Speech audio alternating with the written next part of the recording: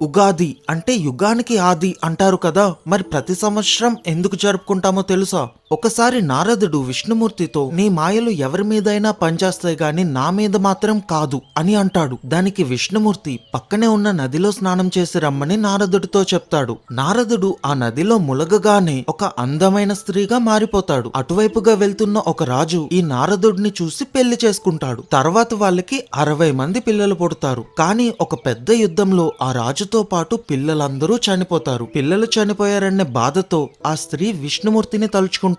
అంతే, ఒక్కసారిగా విష్ణుమూర్తి ప్రత్యక్షమై ఆ స్త్రీని తిరిగి నారదుడిలాగా మారుస్తారు. కానీ తల్లి ప్రేమతో ఇంకా నారదుడు ఆ పిల్లల్ని తలుచుకుంటూ బాధపడుతూనే ఉంటాడు. అప్పుడు విష్ణుమూర్తి, బాధపడకు, నీ 60 మంది పిల్లల పేర్లని సంవత్సరానికి ఒకరి చొప్పున పెట్టుకొని పండుగలా జరుపుకుంటారు అని వరాన్నిస్తాడు. 2024 క్రోధినామ సంవత్సరం, అదే 2025